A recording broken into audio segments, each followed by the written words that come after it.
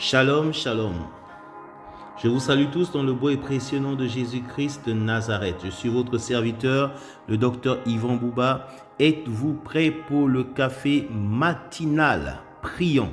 Seigneur, en ce jour de samedi 15 février 2025, dernier jour de la semaine, je prie que tu puisses encore bénir, compléter les bénédictions que tu as commencées depuis lundi dans la vie de quelqu'un. Exagère encore dans nos vies, exagère avec tes grâces et tes faveurs dans notre vie. J'ordonne à nos oreilles d'écouter et de comprendre cette parole. J'ordonne à nos cœurs de croire et d'obéir à cette parole. J'ordonne à notre être entier de vivre et d'expérimenter cette parole. C'est au nom de Jésus-Christ, notre Seigneur et Sauveur, que j'ai ainsi prié, Père. Amen. Bien-aimés, nous sommes toujours dans la série dans l'année de la multiplication et nous sommes dans la série 4, prières clés du succès. Et aujourd'hui, j'aurais promis vous parler un peu du lien entre le tabernacle et la prière du Notre Père. C'est quelque chose de très profond. Je vous ai envoyé des images hier et ce matin, j'espère que vous pouvez avoir ces images sous les yeux pour regarder. Dans Hébreux chapitre 9, versets 1 à 11, je ne vais pas lire tout ceci, mais juste une portion. Mais Christ est venu comme sauveur,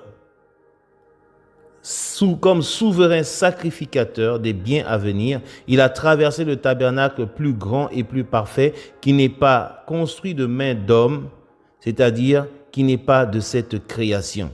L'auteur de Hébreux parle de Jésus qui a traversé le tabernacle, comme si la réalité du tabernacle n'était pas seulement du temps de Moïse, mais c'est une réalité spirituelle. C'était une image, une figure du chemin, du sanctuaire qu'il fallait suivre pour arriver dans les lieux très saints, pour entrer dans la présence de Dieu. Et vous allez voir qu'à la finalité de sa vie, à la finalité de cette traversée, lorsqu'il sera sur la croix de Golgotha, le voile du temple va se déchirer en deux, ce qui va dire que maintenant l'entrée dans le lieu très saint est libre et que l'accès est donné à tout un chacun car il a inauguré ce miracle. Vous verrez donc que dans la prière du tabernacle, notre Père qui est aux cieux, première étape quand vous entrez dans le tabernacle, c'est la porte. Et la porte, c'est déjà là où on dit entrer dans ces portes avec des louanges. Notre Père qui est aux cieux. Étape numéro 2, vous trouvez l'autel sur lequel on fait les sacrifices pour le pardon des péchés. Vous trouvez la cuve d'ablution pour se laver, se purifier de nos péchés, de nos iniquités.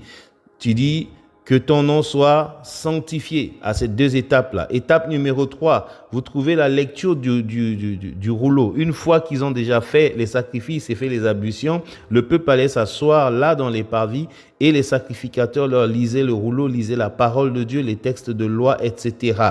Étape 3, c'est la lecture du rouleau. Et quand vous écoutez le rouleau, c'est pour faire quoi? C'est pour vous soumettre au règne de Dieu, que ton règne vienne. C'est pourquoi? C'est pour obéir, que ta volonté soit faite.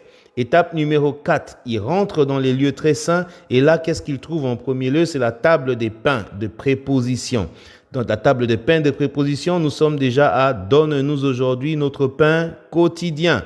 Et on arrive à l'étape 5 où on trouve le chandelier à gauche, la lampe à 7 branches à l'intérieur. Il y a de l'huile qui ne manque pas et les 7 flammes qui sont allumées matin, midi, soir, 24 heures sur 24, 365 jours sur 365. Et nous sommes déjà dans l'étape où nous pardonnons à ceux qui nous ont offensés. Comment pardonner à ceux qui t'ont offensé si tu n'as pas l'huile d'onction, si tu n'as pas l'Esprit de Dieu pour te convaincre de péché, de justice et de jugement? Alors nous arrivons aussi à cette étape de délivre-nous du mal, délivre-nous du mal, délivre-nous du malin. Comment Dieu va-t-il te délivrer? C'est cette lumière. Jésus est la lumière du monde. C'est cette lumière qui vient briser le joug du diable sur ta vie et qui te libère. Voilà un peu un parcours rapidement tracé. Nous allons nous arrêter là pour aujourd'hui. Demain, nous irons encore plus loin dans ce tabernacle avec les symboles qui sont présentés. Prions. Notre Père qui es aux cieux, oui, nous prions que tu ouvres les portes du tabernacle avec des louanges dans nos vies, que ton nom soit sanctifié. Nous voulons nous faire pardonner, Père de grâce, par les sacrifices de louanges. Nous n'avons plus de veaux ni de vaches à offrir, mais nous avons Jésus-Christ qui s'est offert une fois pour toutes pour nous tous. Père, que ton règne vienne. Oui, nous voulons lire le rouleau, nous tenir dans ta présence et recevoir les révélations de toi. Que ta volonté soit faite, Père. Donne-nous l'obéissance à ce rouleau que nous allons lire, ces paroles que nous recevons, ces 5 minutes de prière prière que nous recevons chaque matin. Donne-nous notre pain quotidien. Oui, nous nous approchons de la table de pain de préposition. Tu es le pain de vie. C'est toi que nous voulons manger. C'est ce pain qui va nous donner une vie éternelle. Pardonne-nous nos offenses comme nous pardonnons aussi à ceux qui nous ont offensés. Grâce à ton huile d'onction que tu déposes sur la tête de chacun de nous, nous sommes capables de pardonner et d'oublier. Enfin, Seigneur, nous prions que tu nous délivres du mal. Oui, que la flamme qui a sur ce chandelier, que cette lumière qui est Jésus lui-même vienne briser le joug du diable sur notre vie au nom de Jésus-Christ de Nazareth. Amen. Bien-aimés, si Dieu le veut, demain nous allons passer à l'étape 6 qui est que le règne, la puissance et la gloire te reviennent pour des siècles et des siècles. Et là, nous allons faire notre entrée dans les lieux très saints. Que Dieu vous bénisse en ce samedi, que votre semaine finisse en beauté. Amen.